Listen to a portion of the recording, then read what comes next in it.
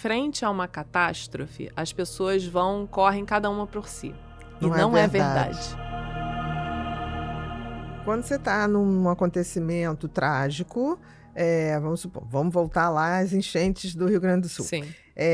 Que essa mobilização de voluntários da sociedade, isso minimiza a questão traumática para eles. Sim. É como se você, no meio do caos, observar que tem pessoas que se importam e que, de alguma maneira, estão tentando ajudar, é como se desse uma sensação de que eu não estou perdido totalmente. A humanidade, de alguma maneira, se manifesta para a minha dor. Totalmente É isso. Inclusive, isso é uma questão muito importante, que eu acho que a gente tem que falar, que bom que você falou sobre isso, que a gente tem uma visão deturpada de que, frente a uma catástrofe, as pessoas correm cada uma por si. E não é verdade. Não é verdade científica. Pelo contrário. É o contrário. A gente sempre corre para ajudar, a gente busca proximidade. Isso daí é assim, não há dúvida alguma sobre isso. Isso daí a gente já viu muitas vezes. E aí você desperta ainda mais um sentido de cooperação, que é um traço da nossa espécie. Então, assim, eu sei que as pessoas vão falar assim, mas e aquele caso, e tal situação, cada um por si? Sim, existem casos anedóticos, a gente pode apontar várias situações em que, de fato, tem pessoas, inclusive disfuncionais, que têm, às vezes, um comportamento esquisito. Mas o traço da espécie é altamente cooperativo. Isso eu não tenho a menor dúvida. Exato. Quando eu escrevi Mentes Perigosas, que é sobre psicopatas, dessas pessoas que não têm empatia, são diferentes, primeiro que são minoria absoluta. Exatamente. Graças a Deus.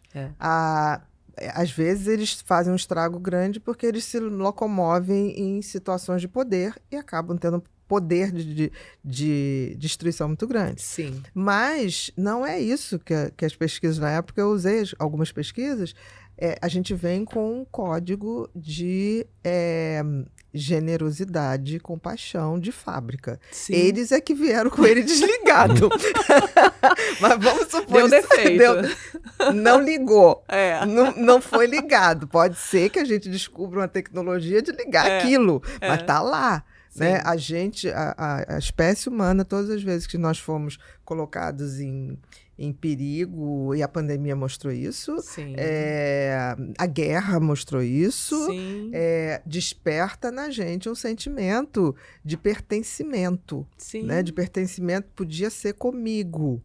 Né? Aquilo ali. Por isso que a gente chora. Hoje mesmo a gente estava aqui, recebeu um telefonema de uma amiga, ela falando assim, eu estou tão angustiada, eu acho que é porque eu estou vendo muito essas questões das enchentes do sul. Falei, então, amor, fique tranquila, porque eu já chorei algumas vezes, estou super chorosa, mas não vejo isso, não vou te dizer, tipo assim, amor, toma um remédio. Não toma nada. Faz porque parte. Isso faz parte da minha humanidade. Tem que viver. Faz parte da minha humanidade. Ela falou assim, não, tá tudo bem com os meus filhos, tá tudo bem com meu marido. Falei, nós também, tá tudo super bem. Mas a gente fica mais sensibilizado, porque podia ser com a gente, entendeu? Nós estamos dentro desse pacote de fragilidade que o ser humano é. Claro. E é interessante, assim, porque e tem isso, né? Você desperta essa coisa de colaboração. E aí, assim, tem duas coisas que eu acho super relevantes sobre isso. Uma é que a pandemia por Covid, ela foi um enorme desafio para a gente. Por quê? Porque foi uma catástrofe mundial. E como catástrofe, ela nos motiva a procurar proximidade dos outros. E a proximidade era exatamente o que fornecia risco. Exatamente. E assim, e diferente, por exemplo, da epidemia de varíola e tal, né? Se você tem lesões na pele, você vê o perigo. Com a Covid a gente não via. A pessoa podia aparentar total. Então uma tossezinha seca, vagabunda, aquilo que eu falei, da pessoa levar para o hospital uma pessoa e buscar o cadáver. Exatamente. Lacrado. Exatamente. Sem poder ver. Sem poder ver.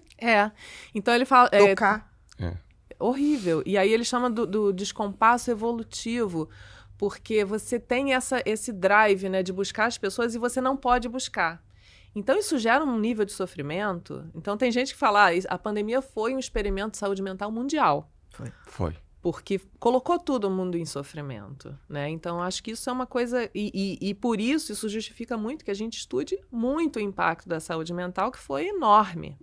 Né? Então, a OMS aponta que houve um aumento cerca de 25%, né, nas taxas de depressão, ansiedade no mundo inteiro. Com certeza. E 20 a 25 foi tanto de transtornos ansiosos quanto de transtornos depressivos. E o suicídio disparou. Exatamente. É porque a gente tem uma imprensa que ainda não fala do suicídio. Deveria falar, deveria mudar a forma como fala. Sim. Porque fala-se errado e aí fica com aquela sensação, não vamos falar porque senão vai inspirar. Sim. Só inspira se você só fala de suicídio quando morre alguém famoso, Sim. que é muito admirado, e aí aquilo comove uma legião de fãs. Agora, quando você faz um estudo científico disso, não é para inspirar ninguém. Pelo contrário, é para inspirar você como evitar. Sim. Né? E como identificar o perigo que alguém está próximo ou não. É o que eu converso muito, assim, eu tenho trabalhado muito a questão... Durante a pandemia, eu me aproximei mais dessa... especialmente entender a saúde mental dos pós-graduandos dentro da UFRJ e da população universitária, na verdade, do Brasil todo, junto com a Letícia de Oliveira, minha superiora da UF, enfim, várias universidades. A gente fez um estudo no Brasil inteiro para entender...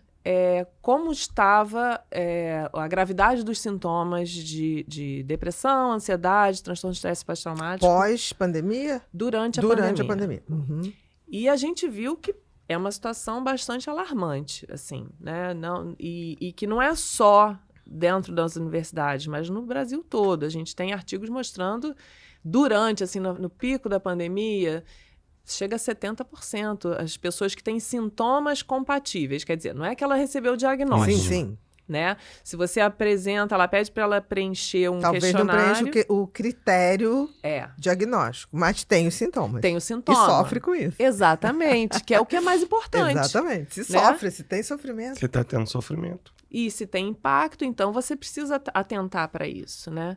Então, foi nessa época que eu comecei a olhar mais para isso e para tentar entender, né? Como é que a gente vai pensar a saúde mental dentro da universidade, inclusive pensando em políticas que possam ser empregadas para você lidar com essa situação. Porque durante a pandemia a gente teve não só a pandemia, mas a gente teve um governo complicado.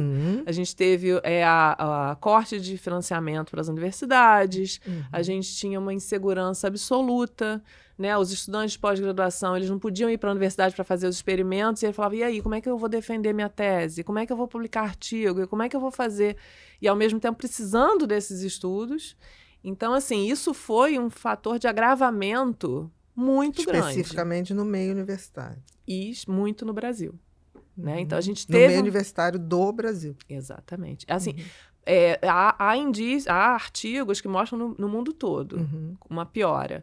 Mas no Brasil, a gente diz que a gente soma o efeito Brasil. Né? E que a gente agora está se recuperando lentamente, mas a gente ainda tem uma série de questões, né? de precarização dos espaços da universidade, né? Do financiamento, porque... a gente tem, no momento, uma universidade que é plural, né? Que ela tem pessoas de diversos backgrounds sociais. Então, a gente começa a ter uma demanda muito maior para você não só inserir essas pessoas na universidade, mas que elas possam ser mantidas, né?